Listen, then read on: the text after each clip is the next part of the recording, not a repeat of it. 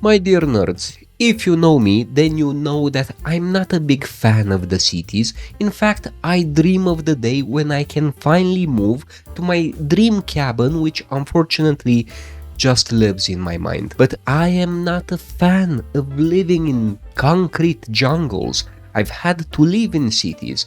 I'm still living in a city. I hate traveling to cities. Oh, what's there to see? More concrete and more people driving cars. Ooh, wow, totally worth flying over here. So my dream is to move somewhere in the middle of a mountain forest, have a cabin, and do what my forefathers and most probably your forefathers used to do. You know, gather wood, make a fire, and play some freaking retro games. That right there is the dream, my dear nerds. But you can't just have any equipment out in nature. You can't have a handheld or a phone.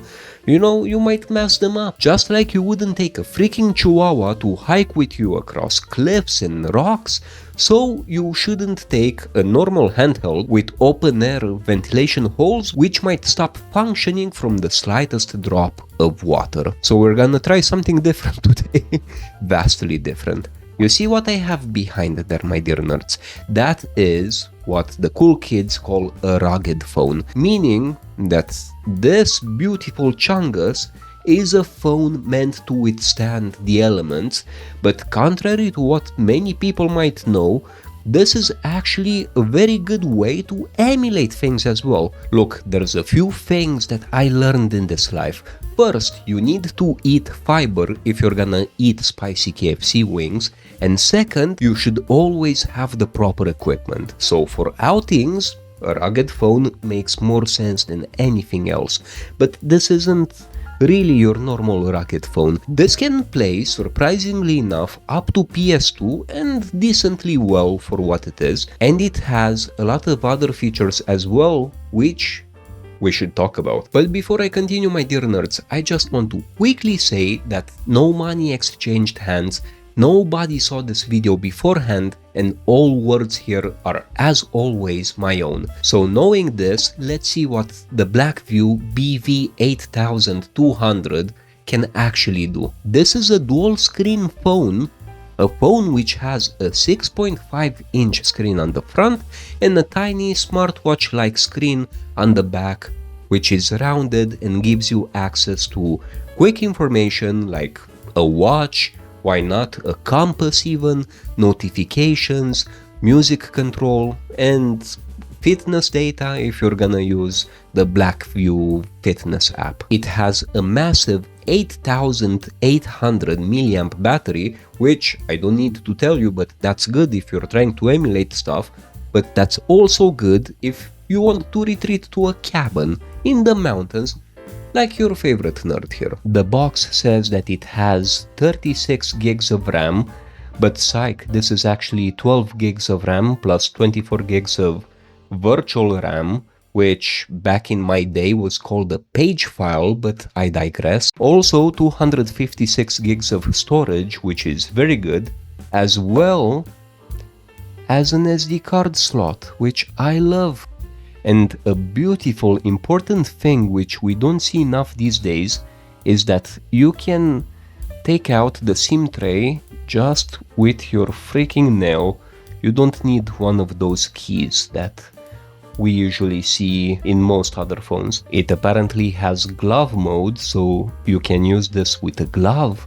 This might be handy during the winter time. And last but not least, it comes with Android 14 with their custom Doki OS, I think this is what it's called, which is Blackview's custom skin on top of regular Android. Besides that, we have the back screen, which I quickly mentioned.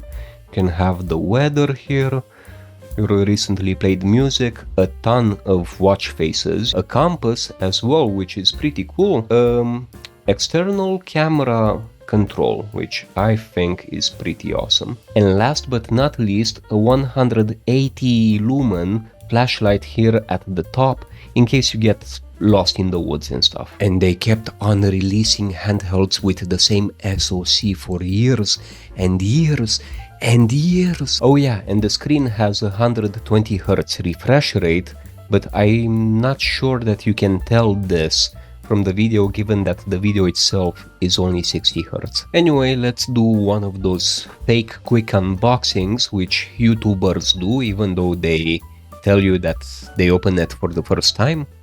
So here we have the beauty huge chungus of a phone, which comes in this foil. What do we have here? 120 Hz. The front camera is 32 megapixels. The rear cameras are 50 megapixels and 13. 256 super memory, big battery. I mean, I've seen rugged phones with stupid big batteries like 20,000 milliamps, but honestly, this is way more than most people need. NFC. And in case you didn't know what the target audience is, it's clearly nerds that go, you know, in nature to emulate retro games. Look at this guy right here. But for now, we're gonna put it aside for a bit and check out the rest of the box. A charging cable, a 45-watt charger, which is good. 45 watts is nothing to scoff at, especially given that the battery is bigger. You want to not wait a freaking century until it charges. And last but not least, there's a manual here. Do not throw the phone in the fire and you should be good. Actually, what do you have here? You have a good layout of the phone. You can pause it if you want. You see it supports either 2 SIMs or 1 SIM and the SD card. Now this is the right way to use it in my opinion. And I was wrong, they actually give you a tab to, where is it? There it is, to take the SIM card out, but as you saw, I went full peasant mode and just took it out with my finger. That works as well. Anyway, that's enough unboxing for you, my dear nerd. Let's actually check this little little guy out. So this actually comes in 3 colors. Green, where it has green undertones. Orange, which has the orange undertones like this one, and black or gray, depending on what you want to call it, which has a more subtle, I would say, design. But personally, I'm really digging this orange one quite a lot, and this little guy actually has a lot of things going for it. You see, in case you couldn't tell, it's waterproof, and in case you didn't see this writing here, there's another one on the other side. Here it says shockproof. The screen looks very nice for what it is. The corners are super protected. Don't even think of putting a case on this because you wouldn't have a reason to. There's 2 cameras on the back, a flash in the back as well, the flashlight on the front, the mini screen on the back, which I'm actually quite digging. I love this screen. It's such a cute little novelty. Don't get me wrong, this is kind of a novelty, but it's an awesome one. Just look at the clock here. How many people can have this flex, you know? Somebody asks you, hey, do you happen to have the time? And you're like, of course, mother flipper. Here. You know? It's silly things like these which actually make devices fun, if you ask me. Functionally though, it basically acts like a smartwatch. You have notifications on the left, then you have all kinds of widgets on the right, like the music widget, the weather widget, a cool compass, the fact that you can control the camera straight from it. Does this big baby fit in a telescopic controller, you might be asking yourself? Well, let's see. Yeah, but you know, it looks kind of kind of fat in this controller. But hey, yeah, you can play it. Nothing stops you. For the purposes of this video, I'm gonna use my new fancy AliExpress controller, which I bought with my own money, and I didn't expect it to be this thick, but this controller actually has a killer D-pad. It's something that I've never seen before. It's something of a crossbreed between a D-pad and a normal stick, but I digress, this video is not about this. When it comes to Android games, this Blackview BV8200 really doesn't behave badly. I am actually surprised by its performance. SoC wise, this has a MediaTek Helio G100, which is actually quite very similar with the G99, which is popular in a lot of phones and budget tablets these days. But hey, honestly, I can't really complain. It does its job and does what it needs to do, especially when it comes to Android games. Here's me playing a bit of Star Wars Knights of the Old Republic, which I maintain to this day that it's one of the best RPG games that we can currently find on Android. You need to play this. Here's also me with a bit of Dead Cells. This has quickly become one of my favorite games. This is one of those games where you really have to concentrate in order to properly play this thing. Oh, come on. The worst situation possible there. Body depromoted, nice. When it comes to emulation, I'm gonna start with the highest tier systems, because that's what we care about objectively. If it plays something like PS2, then it can play all the lower consoles. Here we have my good old-fashioned Legacy of Kain Defiance working at 1.5x. At 2x, we wouldn't hit 60 FPS, but hey, it's still a good experience. I could see myself, objectively speaking, playing this and not being bothered by a bit of a lower resolution. I'm actually at 1.75, not 1.5x, that's good to know. And you can cheat by having the scanline filter on, which makes the image just a bit sharper in my opinion. I really hope we haven't collectively forgotten about scanline filters, my dear nerds. They are one of the best things that makes retro emulation actually feel retro, especially now that we don't have freaking CRT screens to use. Here we have a bit of Blood Rain as well, because I'm on a bit of a vampire vibe right now. Again, we're at 1.75x internal resolution, but this is more than playable. You know, I really had some very wholesome games in my childhood, and yeah, I am thankful for this. Yum, yum, yum, yum, yum, yum, yum. One has to have iron in their diet, you know? Very good family-friendly game, as you can see. There's a bit of Max Payne here as well, with Max Payne still being an innocent little cop, which we all love, you know, and he's gonna find out that a robbery took place. You know what's funny, my dear nerds? This, to my eyes, back in the day used to be such awesome graphics. I remember thinking that very few things would actually surpass this level of graphics, and now just look at his head. Do you see? Just how squarish he looks. Here's some God of War at 3x, my dear nerds. I think this is about the maximum we can push PSP on the Blackview 8200, but you don't need more than 3x for this size screen in my opinion.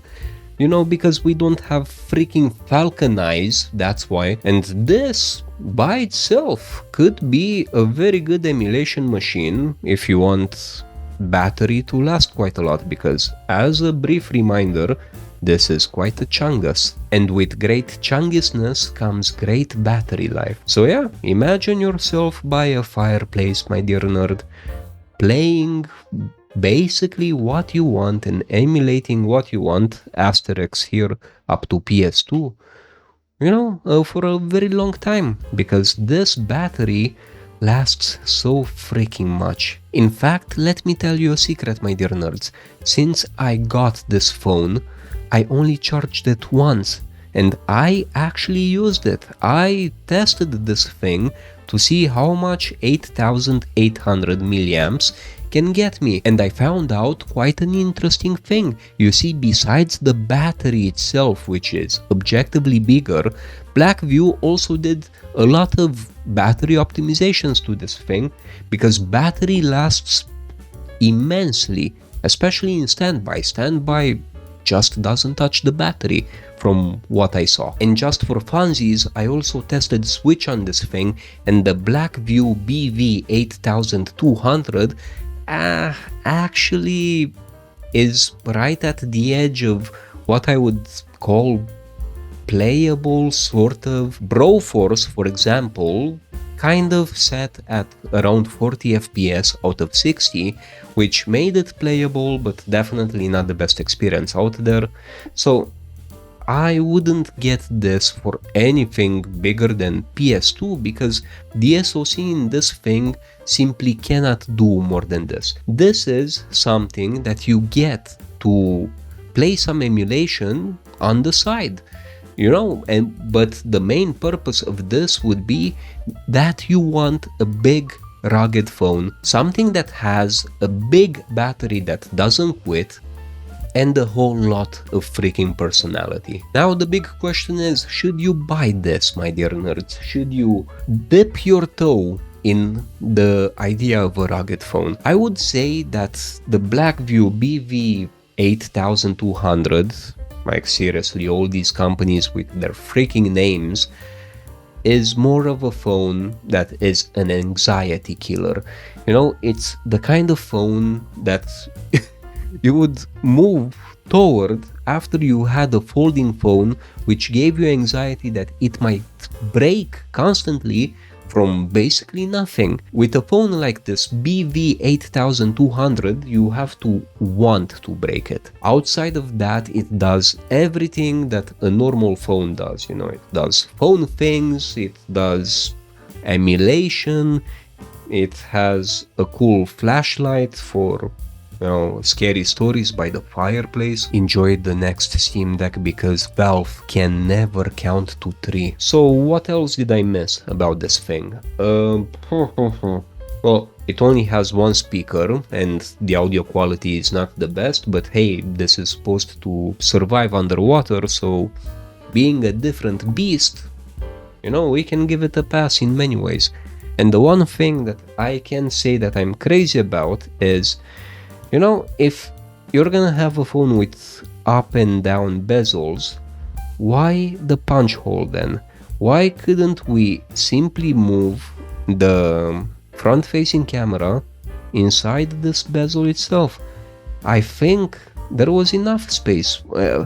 If it would have been difficult to put it here, it could have been in a corner like a few years ago. But alas, you know, we can't have perfection.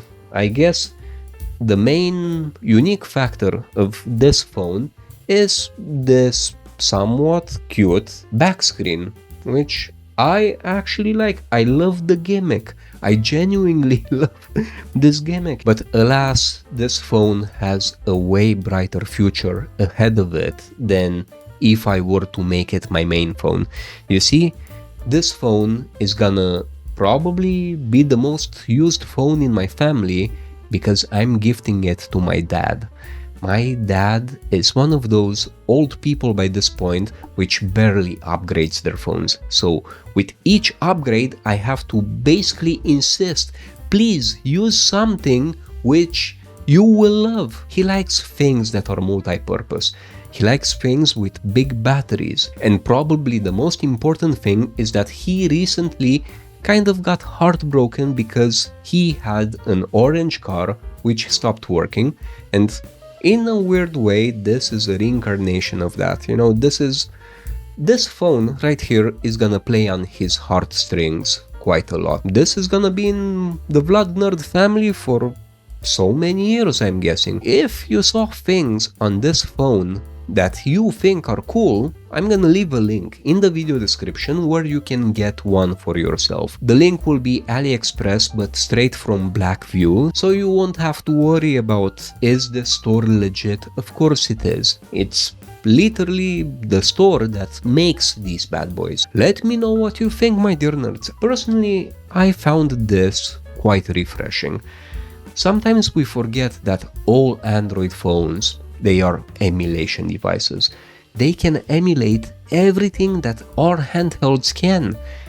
And I think sometimes, including myself, we need a brief reminder of this. Somebody needs to take us by the ear and tell us, hey, that thing with controllers, that's basically this. I know we all know this, but are we keeping this in mind? I think we tend to forget this. So, my dear nerds, this is all from me. Let me know what you think. Did you like this rugged phone? Do you have any attractions to devices and form factors that aren't necessarily handhelds? You know, where we talk about emulation more in depth. I'm honestly tempted to make a mini series about crazy devices which can play a lot of things that we want to play and emulate in our little niche. But I digress, my dear nerds. You know, I don't want to ramble too much. I'm already filming for an hour. So, yeah, I'm gonna have to finish this because, as always, I'm gonna hate myself editing this. So, see you next time, my dear nerd. I love you. Do not forget.